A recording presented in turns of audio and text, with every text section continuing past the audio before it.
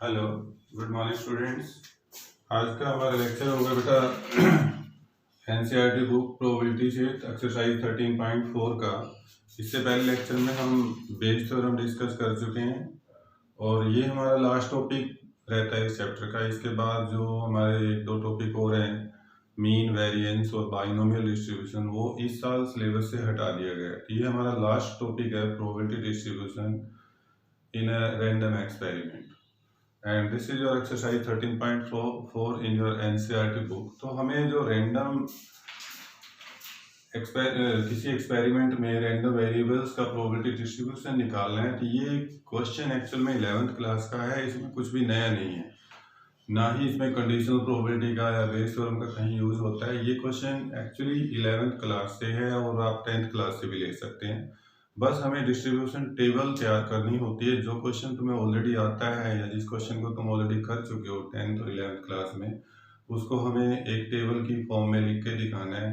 Different outcomes की probabilities, ये different probabilities आएंगी, अलग अलग आउटकम्स की अलग अलग प्रोबेबिलिटीज आती चली जाएंगी। तो वो हमें प्रोबेबिलिटीज एक टेबल बना के रिप्रेजेंट करके दिखानी है, that is called probability distribution table.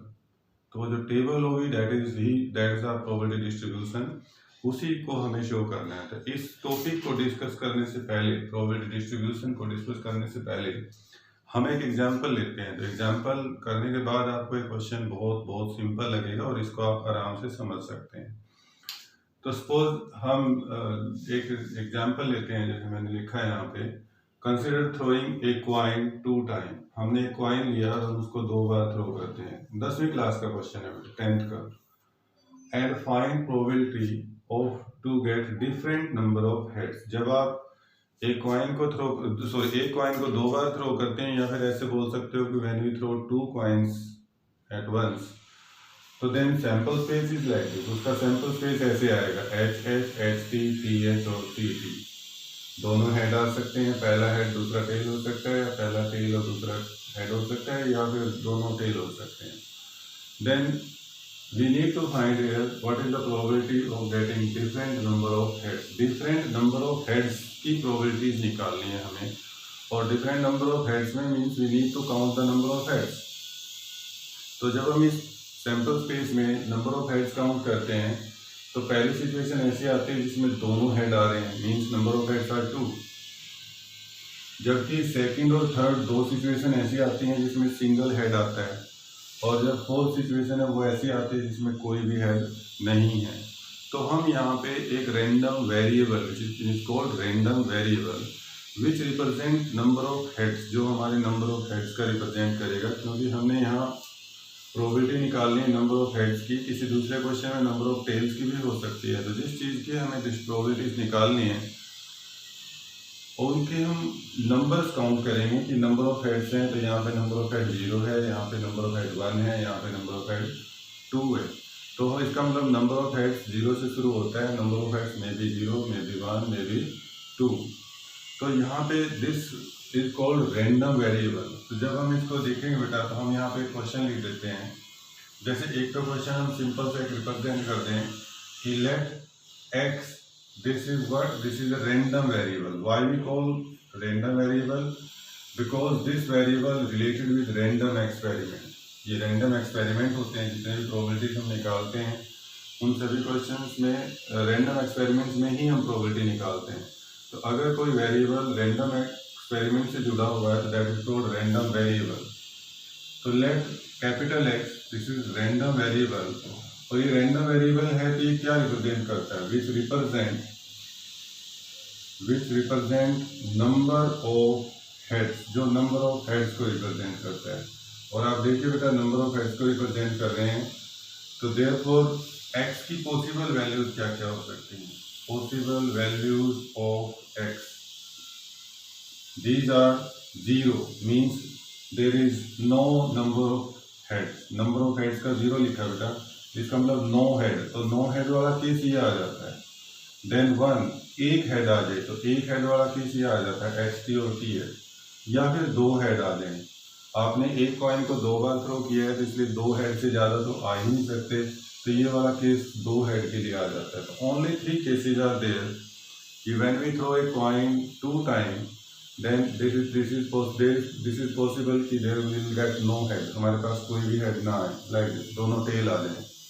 तो zero is what, this is number of heads are zero, कोई हेड नहीं है। Then this is also possible कि we will get only one head, एक हेड मिले हमें तो दूसरा टेल मिल जाए, जैसे कि यहाँ देख रहे हैं आप। And this is also possible कि we can get both head, दोनों हेड आ जाए हमारे, एंड लाइक दिस। तो x equal to 0, 1, 2 these are known as possible values of x। हर क्वेश्चन में हम ये पॉसिबल वैल्यूज ऑफ x निकाल लेंगे। These are called random variable. और जो रैंडम वेरिएबल है बेटा, यहाँ पे तो 0, 1 और 2 है। कई दूसरे क्वेश्चंस में दीज वैल्यूज में बी पॉजिटिव, नेगेटिव और जीरो। वैल्यूज में बी पॉजिटिव हो सकती हैं, नेगेटिव हो सकती हैं और जीरो भी हो सकती है। तो इसमें रैंडम वेरिएबल की वैल्यू कुछ भी बन सकती है, जीरो भी, नेगेटिव भी और पॉजिटिव भी।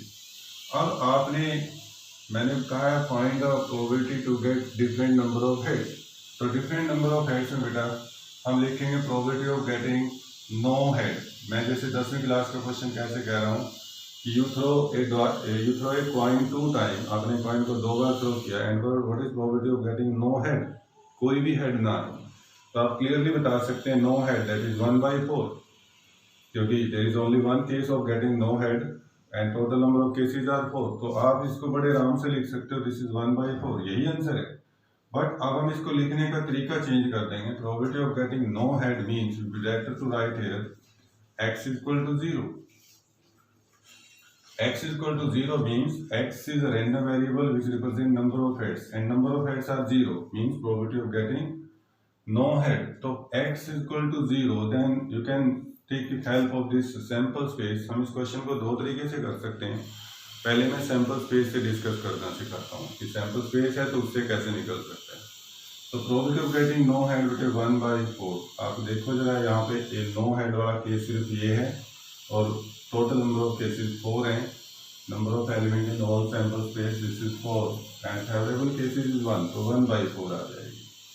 देन सेकेंड वन, इसी क्वेश्चन को मैं दूसरे थोड़ा सा चेंज करके भी कराएंगे, तो कई बार हम दूसरा मेथड भी अडॉप्ट कर लेते हैं। कई बार हम सैंपल स्पेस नहीं बना पाते तो हम सेकंड मेथड से भी इसको क्वेश्चन को कर सकते हैं।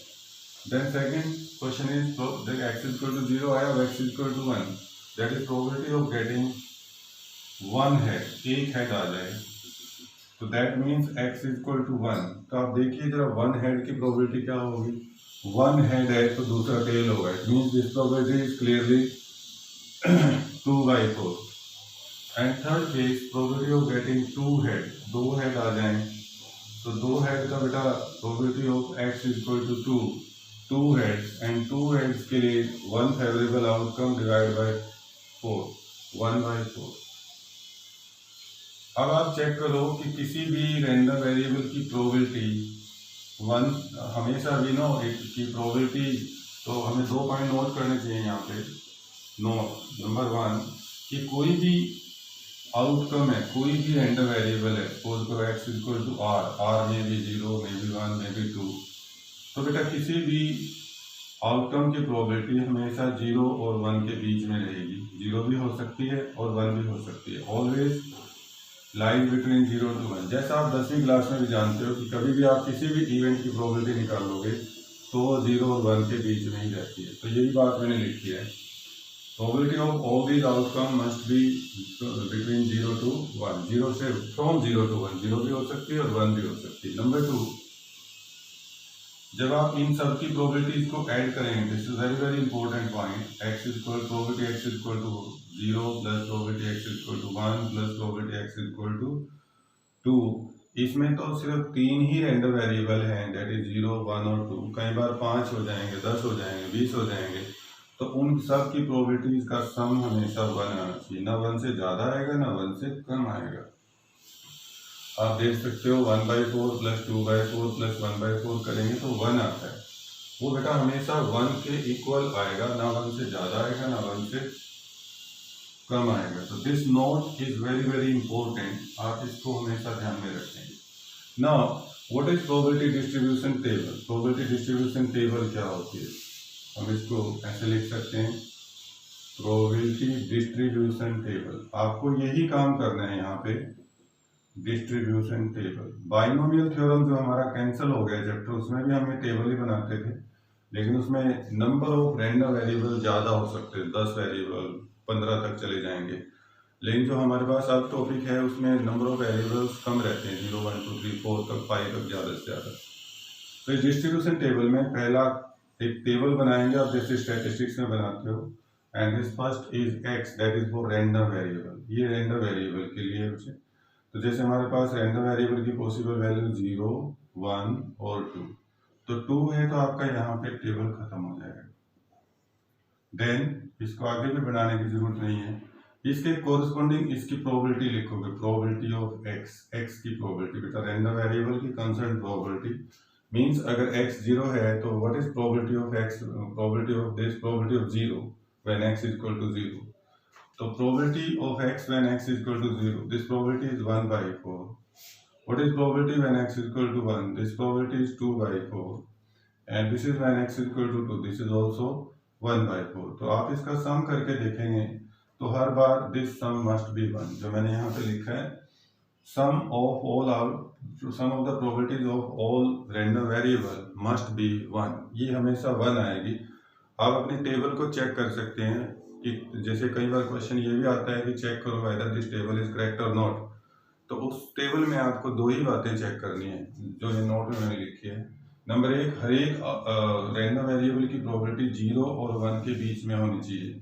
मींस कोई प्रोबेबिलिटी 0 से कम नहीं होनी चाहिए, मींस कोई प्रोबेबिलिटी नेगेटिव नहीं होनी चाहिए, और किसी की प्रोबेबिलिटी 1 से ज़्यादा नहीं होनी चाहिए। कई बार वो क्वेश्चन पूछ लेगा कि बताओ ये distribution table this is it correct और नॉट, तो उसकी करेक्टनेस के लिए आप पहला पॉइंट चेक करेंगे कि probability of every random variable must be from 0 to 1, number 1। Number 2, उन सब की प्रोबेबिलिटीज का सम, जितने भी रैंडम वेरिएबल्स हैं सबकी प्रोबेबिलिटी का सम 1 आना चाहिए।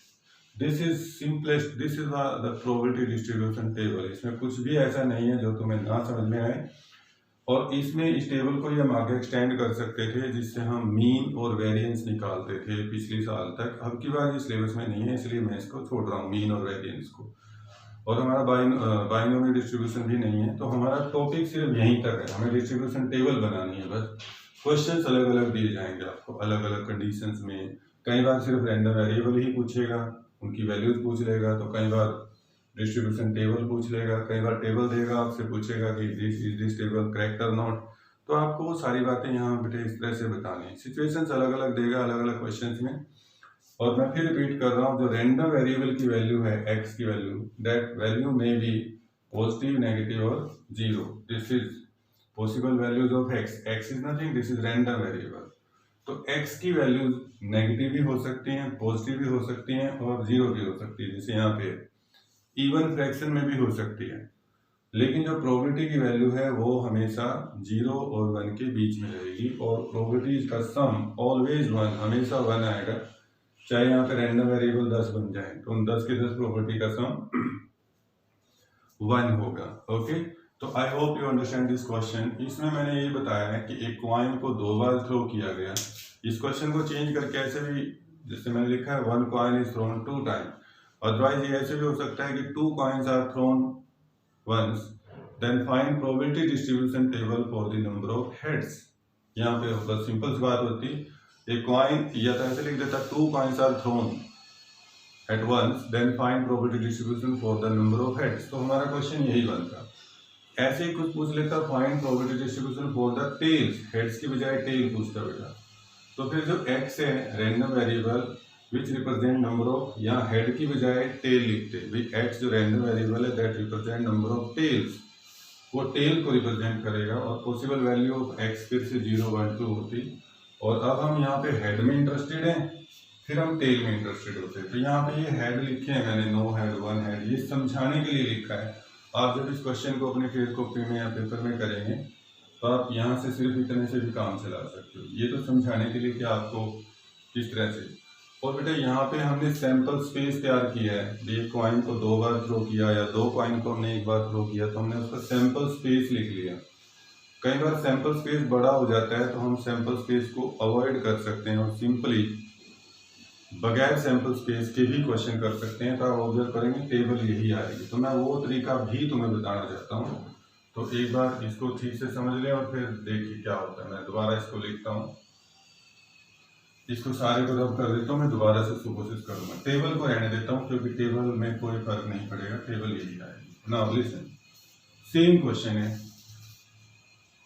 Example of throwing a coin 2 time, 2 बार आपने कॉइन को थ्रो किया। Then find probability distribution, find probability to get different number of heads. तो हम बेटा इसमें ऐसे लिखते हैं। नाउ सॉल्यूशन,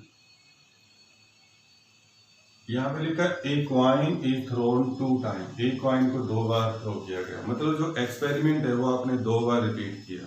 एक कॉइन को 3 बार भी थ्रो करा जा सकता है, 4 बार भी।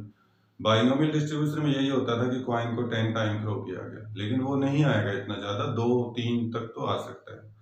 तो एक कॉइन को जब आपने 2 बार थ्रो किया, this is first throw and then it is second throw, it means number of trials of the experiment is 2। आपने 2 बार एक्सपेरिमेंट को ट्राई किया, 2 बार।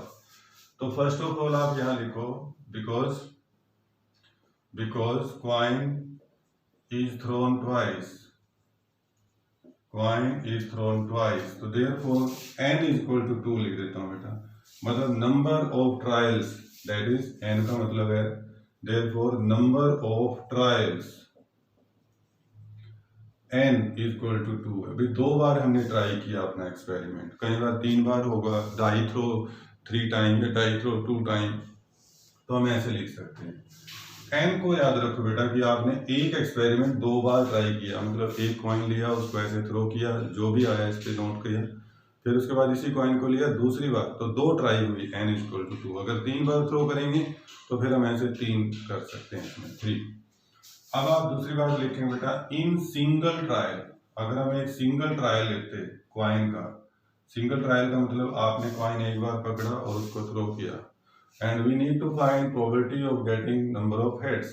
तो हम हेड में इंटरेस्टेड हैं, तो in single of trial what is probability of getting head, head की probability क्या होगी, ध्यान दे जरा बेटा।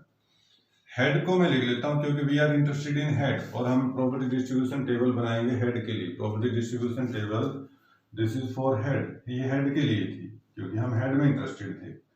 तो हम यहाँ पे प्रोबेबिलिटी ऑफ गेटिंग हेड लिखेंगे इन सिंगल ट्रायल। तो इन सिंगल ट्रायल में हेड आने की जो भी प्रोबेबिलिटी है उसको सक्सेस बोल लेते हैं, that is probability of success. बस हेड आ जाता है तो सक्सेस हो गए। तो सक्सेस को शॉर्ट में हम एस लिख लें, तो एस फॉर सक्सेस, मतलब हेड चाहिए हमें, हेड आता है तो हम सक्सेस अपने आप को मानते हैं और सक्सेस के लिए एस लिख लें। तो दिस प्रोबेबिलिटी इज 1/2। आपने सिंगल मतलब आपने कॉइन उठाया और कॉइन के ऊपर हेड आ जाए तो उसकी प्रोबेबिलिटी 1/2 होती है, तुम 10 से 9 से जानते हो। लेकिन हम जब, क्योंकि हमने डिस्ट्रीब्यूशन टेबल हेड का बनाना है, तो हेड आएगा तो इट मीन्स हम उसको सक्सेस मान लेते हैं, हेड नहीं आएगा तो नॉट सक्सेस। तो हेड आ जाता है उसके लिए प्रोबेबिलिटी ऑफ सक्सेस लिखना शुरू कर देंगे इंस्टेड ऑफ हेड, और सक्सेस पूरा वर्ड लिखने की बजाय भी हम एस लिख देते हैं। तो अगर हम सिंगल ट्रायल करते हैं तो probability of getting success is 1/2 and probability of getting no head. ऐसे केस में आप ये मत लिखिए कि हेड नहीं आता तो टेल आएगा, नो, ऐसे मत लिखिए, हेड आएगा या नॉट हेड। जैसे डाई में भी हम क्या करेंगे, मान लो प्रोबेबिलिटी ऑफ सक्सेस हमारा पास नंबर आ जाता है 1 और 2, तो 1 और 2 आता है तो उसको एस लिखेंगे, 1 और 2 नहीं आता है तो उसको नॉट एस लिखेंगे। तो प्रोबेबिलिटी ऑफ गेटिंग हेड या प्रोबेबिलिटी ऑफ गेटिंग फिर क्या हो जाएगा, नॉट हेड, नो हेड या नॉट हेड। नॉट हेड का मतलब हो जाएगा बेटा probability of getting no success, no success, भाई सक्सेस नहीं मिलती, तो सक्सेस नहीं मिलती उसको एस बार से रिप्रेजेंट कर दो, एस बार। तो सक्सेस नहीं मिलने का मतलब बेटा आपके दिमाग में है ही कि सक्सेस नहीं मिलने का मतलब हेड नहीं आया, टेल आई, तो टेल की प्रोबेबिलिटी भी 1/2, नहीं तो फिर आप एस नोट की प्रोबेबिलिटी निकालना है तो 1 minus probability of S, like this. तो यहाँ पे 1 में से 1/2 घटता है तो वो 1/2 ही आ जाती है। अगर कुछ और है, यहाँ 1/3 होता है तो 1 माइनस 1/3 हो फिर 2/3 हो जाती है। तो एस नोट जैसे आप 10वीं क्लास से करके आए हो, कॉम्प्लीमेंट हुआ है तो कॉम्प्लीमेंट की प्रोबेबिलिटी आपको पता है कैसे निकालते हो। अब ये S का मतलब success, we are getting head, तो probability of getting head that is success 1/2, probability of getting not head that is not success, that is also 1/2। अब हम देखते हैं कि सक्सेस किसमें मिल जाता है। फिर से भाई हम दिखा लेते हैं, let x, this is random variable, ये एक रैंडम वेरिएबल है, random variable which represent number of heads, क्योंकि हमें distribution table number of heads की बनानी है। विच रिप्रेजेंट्स नंबर ऑफ, ध्यान से सुनना बेटा, नंबर ऑफ हेड्स, या हमने हेड्स को ही तो सक्सेस बोल रहे हैं। आपसे ये वर्ड भी आपके दिमाग में फैमिलियर हो जाना चाहिए, इस करके मैं ऐसे लिख रहा हूँ। विच रिप्रेजेंट नंबर ऑफ हेड्स या नंबर ऑफ सक्सेस, भी सक्सेस कितनी होंगी। तो therefore again possible values of x, अब की बार फिर से पॉसिबल वैल्यूज ऑफ एक्स, फिर से एक सक्सेस हो सकता है, एक हेड आए, दो हेड आए ना, सॉरी कोई भी हेड ना आए, जीरो, एक हेड आ जाए या फिर दो हेड आ जाए। तो अब फिर से आप क्वेश्चन को वही लेके आओ। Now what is probability of X equal to zero, जरा इसको समझिए। Probability of X equal to zero का मतलब बेटा नो सक्सेस, आपके पास कोई सक्सेस नहीं आती, नो सक्सेस। जरा ध्यान दो, आपने दो बार ट्राई किया और दोनों के दोनों बार आपके पास कोई सक्सेस नहीं आती। No success in two trials, ध्यान दे, no success in two trial, दोनों सक्सेस में कोई ट्रायल नहीं होती। तो इसका मतलब पहली बार तुमने डाई थ्रो ना कॉइन थ्रो किया, उसमें नॉट सक्सेस, एंड दूसरी बार किया उसमें भी नॉट सक्सेस। बीच में इंटरसेक्शन चाहो तो लगा सकते हो। Probability of A intersection B को याद करो, क्योंकि इंडिपेंडेंट है। तुमने पहला कॉइन थ्रो किया, उस पर क्या आता है, हेड आता है, टेल आता है, फिर उसको दोबारा थ्रो करते हो तो दोबारा क्या आया, हेड या टेल आया, वो पहले वाले से अफेक्ट नहीं होता। These two experiments are independent to each other. तो not success in first trial and not success in second trial. तो आप याद करो जरा, इंडिपेंडेंट इवेंट्स में कैसे निकालते थे। ए इंटरसेक्शन बी है तो probability of A into probability of B. तो यहाँ पर भी बेटे probability of not S and not S, not S in first trial and intersection का मतलब होता है and not S in second. तो हमने ये भी किया था कि जब इंडिपेंडेंट इवेंट्स हैं तो बीच में ए इंटरसेक्शन बी लिखने की बजाय हमने उसको सिंपल ए बी लिखना शुरू कर दिया था। तो आप यहाँ पे इसलिए बेटर रहेगा कि S not intersection S not की बजाय सिंपल एस नॉट और एस नॉट लिखो। This first S not means not success in first trial and not success in second trial, और these two are independent to each other, so therefore this can be written as probability of S naught into probability of S naught, दोनों का S naught हो जाएगा। तो बेटे देखो जरा ध्यान से, S naught कितना वो हम निकाल चुके हैं पहले, 1/2 into 1/2 that is 1/4। तुम कह सकते हो कि सर जब सीधा ही सैंपल स्पेस बनने से हमारा क्वेश्चन निकल जाता है तो फिर हमें ये सब करने की क्या जरूरत है, क्योंकि कई क्वेश्चंस में सैंपल स्पेस बनाना मुश्किल हो जाता है, या फिर कई क्वेश्चन हम नहीं बनाना चाहते तो वहाँ पे ये मेथड बहुत अच्छा लगता है। तो नो सक्सेस, तो हम मतलब हमने एक्सपेरिमेंट को दो टुकड़ों में काट दिया स्टेप बाय स्टेप में। पहला ड्रॉ हुआ उसमें नो सक्सेस यानी कि हेड ना आए तो 1/2, फिर दूसरा एक्सपेरिमेंट किया, दोबारा कॉइन थ्रो किया, उसमें भी नॉट सक्सेस हो जाए तो दैट इज ऑल्सो 1/2। और जो फर्स्ट थ्रो और सेकंड थ्रो है they are independent to each other, वो उन पे पहले पे हेड आया तो वो दूसरे को इफेक्ट नहीं करेगा, दूसरे पे हेड भी आ सकता है, टेल भी आ सकता है, दूसरे पे पहले को इफेक्ट नहीं करता। तो इंडिपेंडेंट इवेंट जो हमने पढ़े हैं उसका यूज यहाँ पे हो जाएगा। तो देखो एक्स इक्वल टू 0 में प्रोबेबिलिटी फिर से 1/2। ऐसे दूसरा देखिए, probability when X equal to 1 that is 1 success, probability of getting 1 success यानी कि एक बार हेड आ जाए बेटा। तो एक बार हेड आ जाए तो जरा सोच के देखिए, एक बार हेड आ जाए, जरा दिमाग लगाइए। ये मैंने पहले कॉइन थ्रो किया, सपोज करो पहली बार हेड आ गया, तो फिर मैंने दूसरा कॉइन थ्रो किया तो दूसरी बार हेड नहीं आना चाहिए। पहला कान पहले हेड आ जाए दूसरी बार ना आए, तो लाइक दिस, पहले थ्रो में सक्सेस हो जाए तो दूसरे थ्रो में सक्सेस ना हो। जैसे ये देखो सैंपल स्पेस में भी बना था, एच टी, पहले एच आ गया दूसरा टेल आ गया। और एक और ऑप्शन हो सकता है कि पहले ना आए और दूसरी बार आ जाए। यहाँ पे जरा ध्यान दो, जब आपने कॉइन दो बार थ्रो किया है तो पहले हेड आ जाए, दूसरी बार किया दूसरी बार ना आए, या फिर और दूसरा केस क्या बन सकता है कि पहले बार हेड ना आए लेकिन जब दूसरी बार थ्रो करें दूसरी बार हेड आ जाए। तो अब की बार दो केस हो सकते हैं जब आपके पास 1 सक्सेस आएगी, 1 हेड आएगा, वो पहले बार आ जाए दूसरी बार ना आए, या पहली बार ना आए तो दूसरी बार आए। तो आपको और केस लगाना पड़ेगा, आइदर फर्स्ट केस और सेकंड केस। ठीक है बच्चे, तो जब और बात आती है तो और का मतलब होता है प्लस। प्रोबेबिलिटी में जब भी और का मतलब यूनियन, प्लस करेंगे हम उसको। तो दिस इज, अब ये एस और एस डैश ये इंडिपेंडेंट है तो probability of S into probability of S bar plus 4 का मतलब प्लस हो जाएगा probability of S bar into probability of S, और इनकी वैल्यूज पुट कर दो बेटा 1/2 ये बाई चांस 1/2 ये सब की, तो टोटल जुड़ के 2/4, तो ये हमारा दूसरा आंसर 2/4 आ जाता है।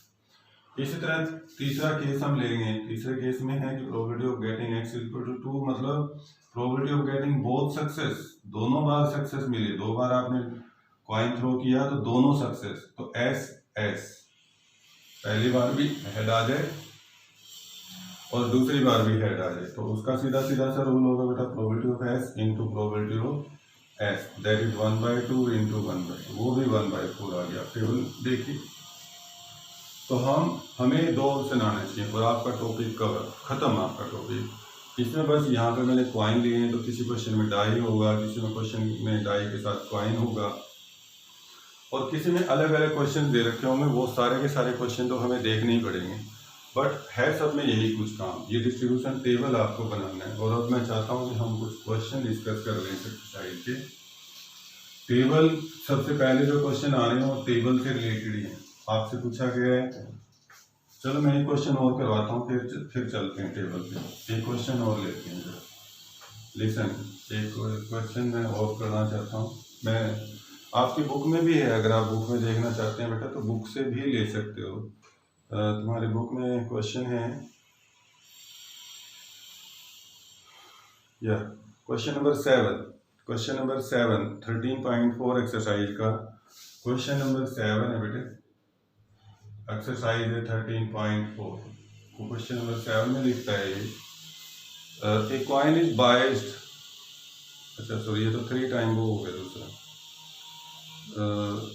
हेड की प्रोबेबिलिटी ये ना लो, ये तो कुछ और ही क्वेश्चन आ गया। या ये क्वेश्चन नंबर 4 का सेकंड पार्ट बन जाएगा, इसको ले सकते हैं। Question number 4 second part, what he said, find probability distribution of number of tails in the simultaneously tosses of 3 coins.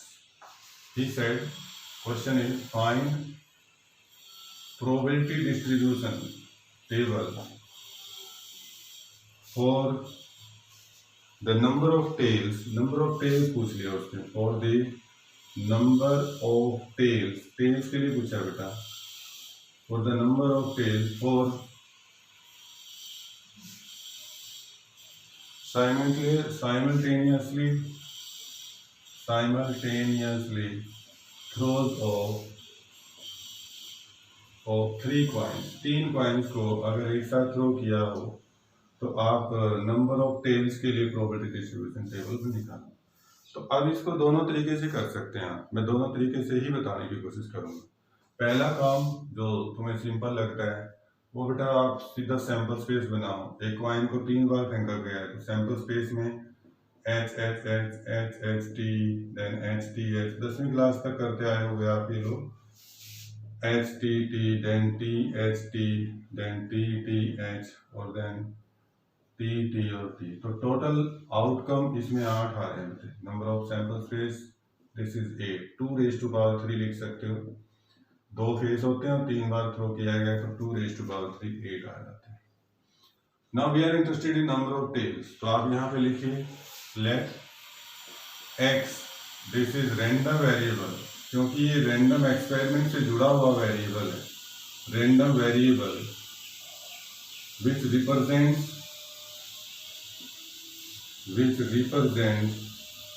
Number of tails, क्योंकि हम यहाँ पे टेल्स का निकालना चाहते हैं तो नंबर ऑफ टेल्स हो जाएगा, हेड का होता तो हेड का निकाल लेते। तो therefore possible values of x, possible values of x क्या क्या हो जाएंगे बेटा, कि कोई भी टेल ना आए, जैसे कि ये वाला केस इसमें कोई टेल नहीं है, या फिर 1 टेल आ जाए जैसे कि इनमें 1 टेल है, या फिर 2 टेल आ जाए जैसे इनमें 2 टेल है, या फिर 3 टेल आ जाए बेटा। ये देखो जरा ध्यान से, जब आप एक कॉइन को या 3 कॉइन को एक साथ फेंक रहे हो तो हो सकता है कोई भी टेल ना आए, 1 टेल आ जाए, 2 टेल आ जाए, या फिर 3 टेल आ जाए। तो इसलिए possible value 0 1 2 3, because x is nothing that is which represent number of tails, ये नंबर ऑफ टेल्स को रिप्रेजेंट कर रहा है। तो 0 टेल, 1 टेल, 2 टेल और 3 टेल। तो ना probability of X equal to 0 का मतलब होगा बेटे probability of getting no tail, एक भी टेल ना आए। तो आप जरा ध्यान दो, नो टेल किस केस में, एक केस में सैंपल स्पेस से देखेंगे and answer become 1/8। Then probability of getting x equal to 1, that is probability of getting one tail, एक टेल आ जाए तो दैट इज 3/8, यहाँ से साफ दिख रहा है। Then probability of get x equal to 2, that is x equal to 2 का मतलब होगा probability of getting two tail, दो टेल आ जाए and this is again 3/8। And last में probability of x equal to 3 means all the 3 tail, तो तीनों की तीन टेल आ जाए। तो देखिए बेटा तीनों टेल तो सिर्फ एक केस में है and this probability is nothing but 1/8। तो अब आप चेक कर लो, पहले फिर से मैं नोट कराता हूँ तुम्हें तीनों पॉइंट तीनों। पहली बात, किसी भी कोई भी प्रोबेबिलिटी होगी that is always less than और इक्वल टू 1 और ग्रेटर देन और इक्वल टू 0, नंबर 1।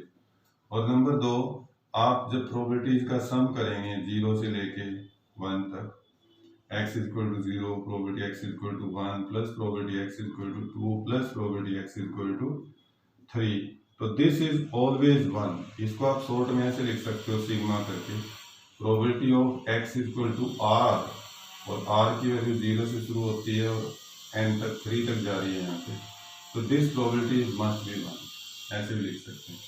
सबकी प्रोबेबिलिटी का जोड़ 1 होना चाहिए। तो देख लो आप करके 1/8, 3/8, 3/8, 1/8, तो 1 + 3 4 + 3 7 + 1 8, 8/8 1 हो जाएगा।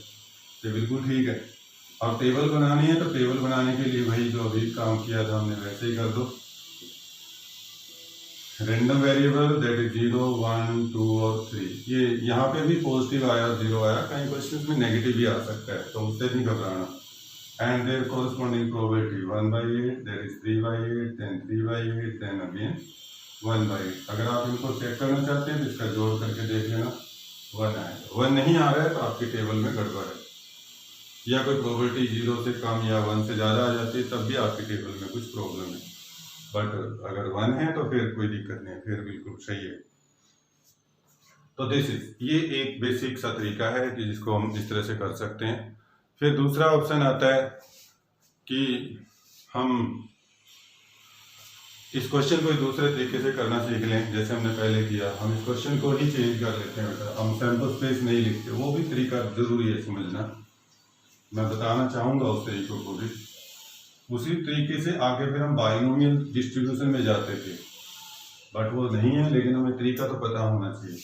तो अल्टरनेट ऑप्शन क्या होगा बेटा, यहाँ पे नंबर ऑफ ट्रायल तो 3 हो जाएंगे, क्योंकि आपने कॉइन को 3 बार फेंका है, तो नंबर ऑफ ट्रायल 3 लिखेंगे। अब सिंगल ट्रायल की बात करते हैं, हमेशा भी 3 बार फेंका है, लेकिन सिंगल ट्रायल में what is probability of success, success क्या है अब आपके पास, that is probability of S, वो क्या है, that is probability of tail है वो, क्योंकि आपके बार हम टेल में इंटरेस्टेड हैं। तो इन सिंगल थ्रो का मतलब होता है कि एक बार आपने कॉइन थ्रो किया तो उसमें एच और टी आता है, तो उसमें टेल आने की प्रोबेबिलिटी 1/2 होती है। सिंगल थ्रो का मतलब एक बार कॉइन को थ्रो किया, सिंगल कॉइन को। तो probability of success, probability of S लिख लेंगे, मैं समझाने के लिए सारी बातें लिख रहा हूँ ताकि तुम्हें। तो प्रोबेबिलिटी ऑफ दूसरा नॉट सक्सेस का मतलब हम सिंपल एस नॉट लिख देंगे, और एस नॉट का मतलब होगा that is probability of getting not tail, tail नहीं आएगा, तो दैट इज ऑल्सो 1/2। अब फिर से वही रैंडम वेरिएबल x है जिसकी पॉसिबल वैल्यू 0 1 2 3 आएंगी। तो प्रोबेबिलिटी x इक्वल टू 0 का मतलब बेटा probability of getting no success in all 3 trials. No success, x equal to 0 का मतलब है number of success are 0।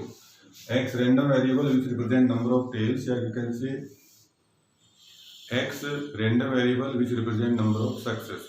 Number of success वही होता है जिसका हमें डिस्ट्रीब्यूशन टेबल बनाना होता है। या टेल का डिस्ट्रीब्यूशन बनाना है तो it means number of success is nothing but number of tails. तो x equal to 0 means no success at all in the 3, तो it means not success in first and second and third, like this. First trial में not success, and second में, and third में। बीच में intersection होता है तो आप इग्नोर कर सकते हो, बिकॉज हमने बताया था कि इंडिपेंडेंट इवेंट्स में probability of A intersection B ये होता है probability of A into probability of B. तो आप चाहें तो इसको ऐसे लिख सकते हो, probability of A B that is probability of A into probability of B. तो ये इंडिपेंडेंट इवेंट्स हैं तो इंटरसेक्शन हटा के हम ऐसे करें, तो मैं यहाँ पे ऐसे ही लिख रहा हूँ। तो probability of S not into probability of S not into probability of S not, independent है, जैसे ए और बी इंडिपेंडेंट थे तो probability of A into probability of B हो जाता है, ऐसे ही एस नॉट इंडिपेंडेंट है तो 1/2 इंटू 1/2, दिस इज 1/8। आप देखेंगे जो अभी हमने टेबल बनाई थी उसमें भी 0 पे प्रोबेबिलिटी 1/8 ही आ रही थी, तो प्रोबेबिलिटी टेबल तो वही रहेगी, डिस्ट्रीब्यूशन टेबल तो वही रहेगी, बस तरीका चेंज हो जाता है। यहाँ हमें सैंपल स्पेस नहीं बनाना पड़ा, मैं चाहता हूँ आपको ये भी पता रहे। फिर ये थोड़ा बड़ा हो जाता है इस तरह से क्वेश्चन, लेकिन हमें तरीका पता होना चाहिए इसका। x इक्वल टू 1 हो बेटा, तो इसमें मतलब एक सक्सेस आए, तो एक सक्सेस आए 2 फेल आए, तो जरा इसके केस सोच के देखिए, एक सक्सेस कब हो सकती है कि जो पहली बार एक कॉइन थ्रो किया उसमें तो सक्सेस हो जाए यानी कि टेल आ जाए, और बाकी के 2 में नॉट सक्सेस, यानी कि पहली बार में सक्सेस हो जाए और बाकी के 2 में नॉट सक्सेस, या फिर दूसरी बार में सक्सेस हो जाओ और पहली और तीसरी बार में नॉट सक्सेस, या फिर पहली और दूसरी बार में नॉट सक्सेस और तीसरी में सक्सेस हो जाए, लाइक दिस। तो सक्सेस वाला ध्यान रखो, पहले में सक्सेस हो गए या दूसरी बार में या फिर तीसरी बार में, हमें तो 1 सक्सेस से मतलब है। और का मतलब बेटा अभी बताया था बीच में प्लस होता है, तो that is probability of S into probability of S not into probability of S not plus probability of S not into probability of S into probability of S not plus probability of S not into probability of S not into probability of S, और यहाँ पे तो S not और S दोनों की probability by chance same है, नहीं तो अलग अलग भी हो सकती है, तो घबराना नहीं है। तो ये 1/2, दिस इज ऑल्सो 1/2, ये भी ऐसे रहेगा 1/2 इंटू 1/2 इंटू 1/2, तो दिस ऑल इज व्हाट 3/8। तो देखो जरा पिछली बार भी यही आया था 3/8। ऐसे नेक्स्ट केस में हम लेंगे probability of getting x equal to 2, 2 success मिल जाए बेटे।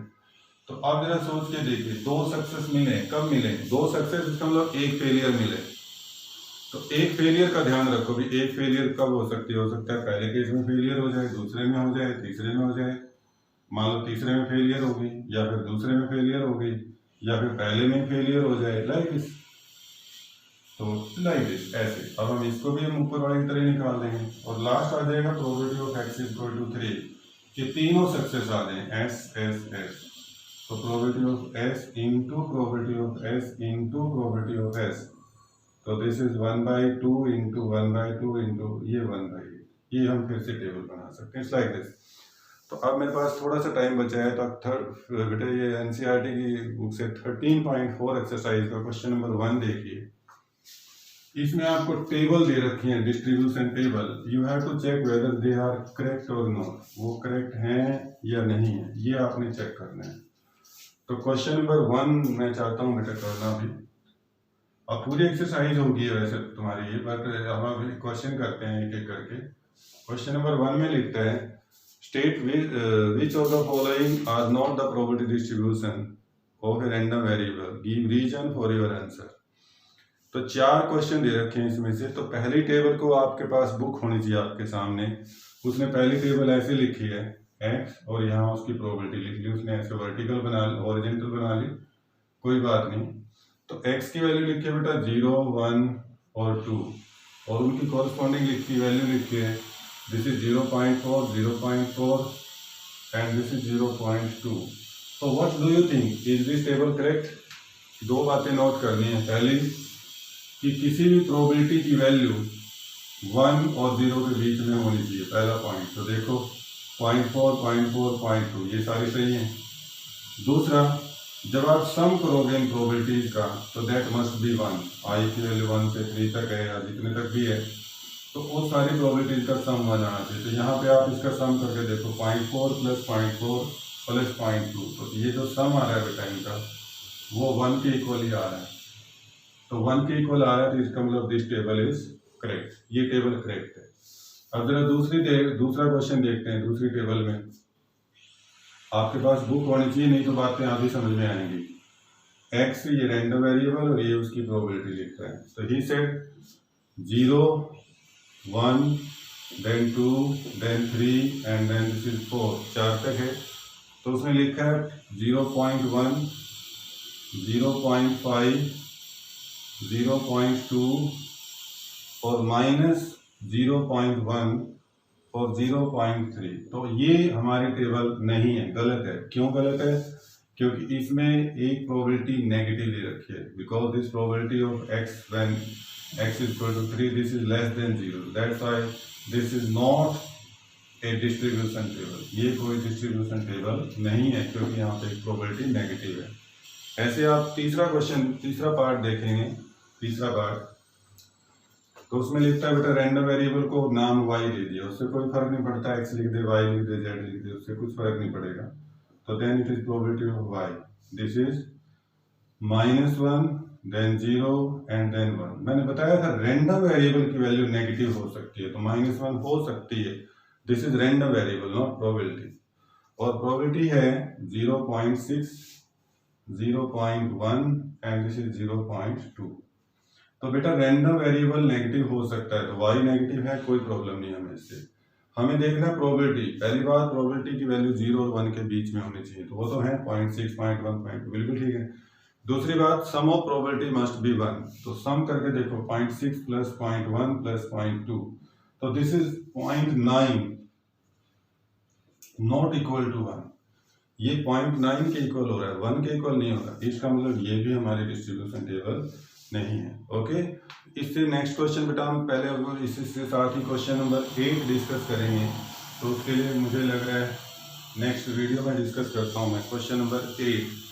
तो 8 के लिए रेडी रहें नेक्स्ट वीडियो के लिए।